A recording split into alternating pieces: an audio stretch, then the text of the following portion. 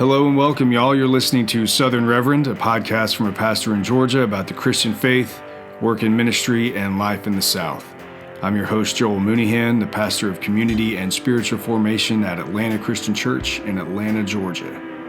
We're in the fourth week of Easter, and this week and next week, I want to take a look at two distinct encounters that people had with Christ after his resurrection, and what those encounters show us today about who Christ is and how he works in the lives of others once they come to know him. Whoever you are, wherever this finds you, I hope you enjoy listening and that you walk away with something meaningful to take with you. And now, without further ado, here we go. And I'll get there just as soon as these tired eyes can take me. One of the most interesting things about Jesus is his ability to reveal himself to people in the best way for them to see him. He's skilled at personal context, and by that I mean he has a way of knowing just which route is the best way to the heart of a person. If you've ever had a job that required you to be on the road, then you know how important it is to familiarize yourself with all the highways, side streets, and cut-throughs to help navigate to your destination. If there's a traffic jam on the interstate or a roadblock up ahead, a skilled traveler will know which exit to take or which surface street to turn on in order to get around it. When planning a trip, they'll know the best route given the time of day and plan around that. If you're driving in the city, you'll know you'll be able to go a little faster. If you're on a country road in the mountains, then you know you have to take a slower pace.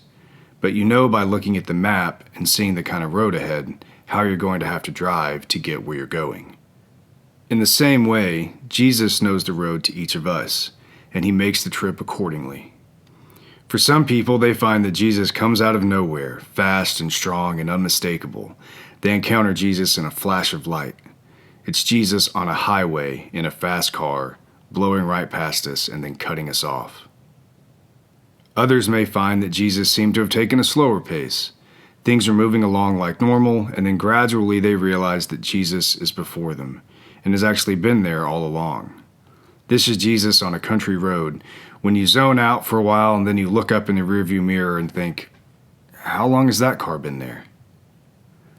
After Jesus' resurrection, he makes two distinct appearances similar to these.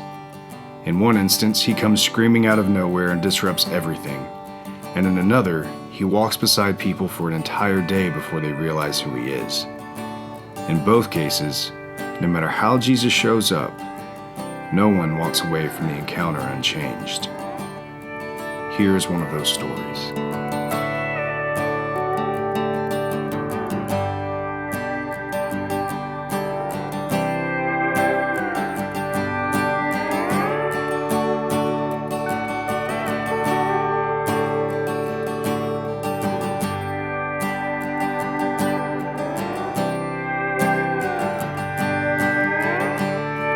Paul, or Saul of Tarsus, was nobody's fool, and he prided himself on that. A member of the religious elite in Israel, he had credentials, and he would later make a record of his accomplishments. He was circumcised on the 8th day in accordance with Jewish custom. He was from the right family and had ascended to the ranks of the Pharisees, who were experts in the Jewish faith. And his knowledge of the law was matched only by his conviction in defending it, a matter we'll get to in a moment. As far as the law allowed for the remission of sin by performing actions, he kept it, and in that regard he was perfect. He had everything going for him: an impressive education, a career he was passionate about, and a good moral life. He was proud of it, and who wouldn't be? We all love the idea that our hard work pays off and that our accomplishments mean something, and that we are good, moral people.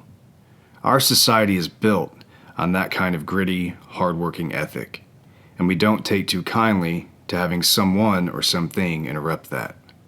So imagine Saul's disdain when a heresy took hold in the faith that he had poured his whole life into. A new belief had sprung up in a few delusional radicals that the Messiah had indeed come, and far from a gallant and heroic king who conquered the enemy by force, this purported Messiah was the heretic Jesus of Nazareth, who had been shamefully executed on a cross by the Roman government. Anyone with any knowledge of Scripture would know that the Messiah is not killed by his enemies, but vanquishes them. And what's more, these radicals said that he had been bodily raised from the dead, a thing which everybody knew doesn't happen until the end of time. Not only was this an affront to Saul's sensibilities as an educated member of the tribe of Benjamin, but it had the more immediate effect of undermining his authority and the authority of others in his position. No one, least of all a dead criminal, had the right to take that away. Now imagine his surprise when, en route to attend to his business as a Pharisee confronting this new heresy of a crucified and risen Messiah, he is struck with blindness and knocked to the ground. Enveloped in darkness, definitely dirty from the ground and likely sore from the fall, the very next thing he hears is a stranger's voice. "Saul, Saul, why do you persecute me?" "Who was that?" Saul said. He'd never heard that voice before. "Name yourself." The voice said, "I am Jesus, the one you're persecuting. Now get up. I've got a new mission for you."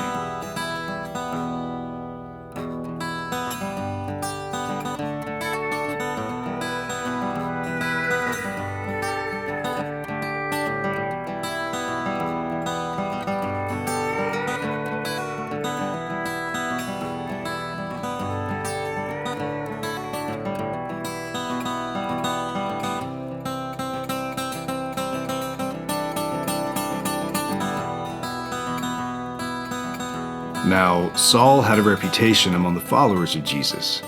He was a man of authority, a man of status, and a man to be feared. He had already presided over the execution of a follower of Jesus, a man named Stephen, the first martyr for the faith. And in presiding over that execution, Saul had drawn a very clear line.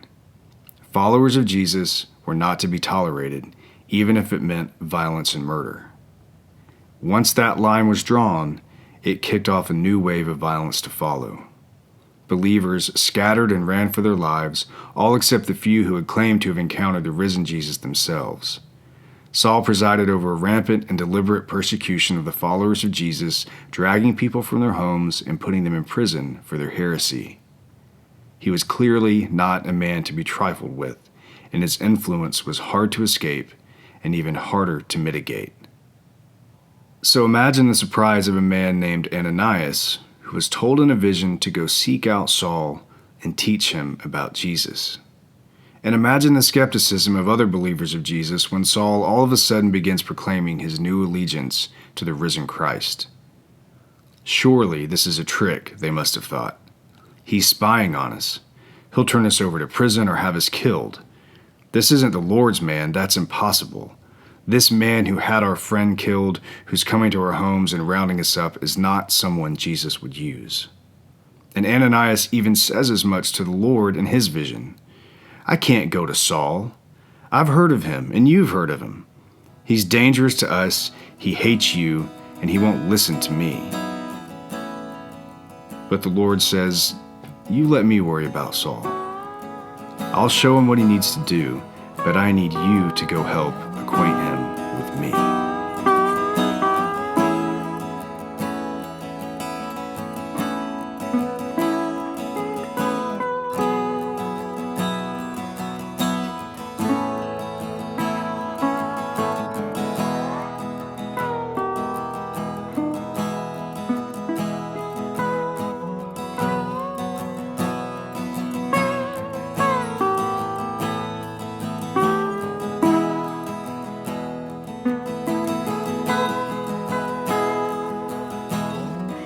Jesus comes to some of us in a flash of blinding light. He's disruptive, inconsiderate, throwing our best laid plans to the side in order to call us to new purposes. Sometimes it's the wickedness in our hearts and the depths to which we sin that Christ yanks us out of without warning. Other times it isn't that we're particularly controversial, but we're wrapped up in ourselves, our aspirations, and our nice, inoffensive pretend morality. Even when we're sure of ourselves, utterly persuaded by our convictions, and set in our ways, Jesus slams into us, knocks us into the dirt, and says, "That's all well and good, but now you know who I am, and I have something new in mind for you. Are you coming?" And sometimes, from the outside looking in, it's hard to trust that someone who we have seen behave one way for so long can be so drastically changed in an instant. We know who they are, what they've said, what they've done. We've seen their ambitions and their goals, and it's hard to reconcile these old realities to the new one. Surely that person is just making a show of their experience. Surely they're just saying something that sounds nice for the sake of a good story. But they can't possibly be sincere. Christ wouldn't go there, and even if he did, he couldn't possibly make that kind of change that fast. I know that person. They're a lost cause. And then Jesus says to us, "You let me worry about them. How about you go help them along while they get started?"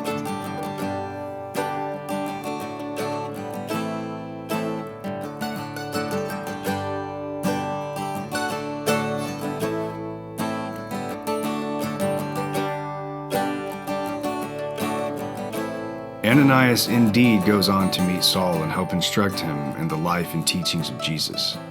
And Saul is later so devoted to his call to bring the gospel to Gentiles that he begins using the Roman version of his name, Paul.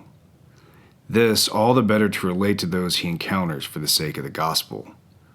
And in his ministry, his life did not get easier for proclaiming Christ. He suffered greatly because of his newfound faith. But those who doubted him at first would hardly doubt him later. His whole identity shifts, and his life is never the same. Encountering Jesus is sometimes like that. It's unexpected, and it upends everything we think we know. It drastically shifts our values, it resets our perspectives, and it happens fast. For those who it happens to, it can be frightening. It's blinding, it may leave them in darkness, and more often than not, life seems to go on like normal. Jesus' presence is not an escape from hardship or a guarantee that every moment will be a mountaintop from then on out. But it's a comfort in the middle of hardship and a thing that gives otherwise meaningless and mundane parts of our lives a greater purpose. It can happen to anyone, anywhere, without any warning. If you think you're too far gone, or if you think you've got it all figured out, or if you want nothing to do with Jesus and think that Jesus wants nothing to do with you, you might be surprised. Jesus has a talent for disruption. And when you encounter him, it's better to lean into the experience and to seek the help of those who know the road and can help you navigate it. And for those believers who see it happen in others, our call is not to cast doubt or to respond with cynicism, but to encourage and strengthen them as they adjust to the sudden and unexpected encounter with the risen Christ. Those who encounter Jesus this way are often left stunned and blinded by the light. We have a responsibility to help them learn to see clearly with new eyes. What happens after that? Well, that's Christ's concern. But I can tell you that he has never, ever given up on that which he saved.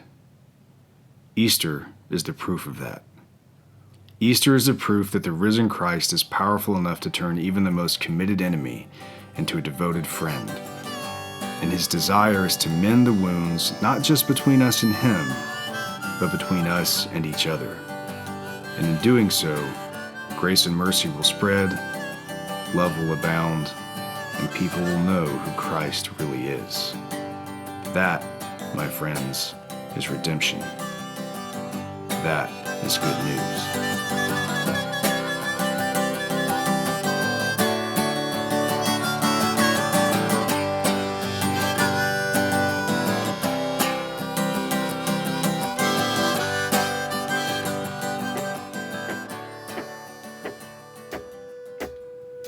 Thank you all for tuning into this episode of Southern Reverend. I've been your host, Joel Mooneyhan. I want to give special thanks to my very good friend Andrew Vickery, who provided all the music on this week's episode. And if you'd like to hear more of his songwriting, I'll include the link to his Reverb Nation page in the episode description. If you'd like to hear or read more from me, you can find me at www.southernreverend.com. You can follow me on Instagram at the handle Southern Reverend, and also on facebook.com/Southern Reverend. If you enjoyed this podcast, then there are more episodes on whatever platform you're listening to this on. I would certainly love it if you shared it with a friend or family member or someone who you go to church with or anybody who you think might enjoy it. And come back next week for the second part of this 2-part arc in the Eastertide series. Thank y'all again for listening. Y'all take care and be good to one another.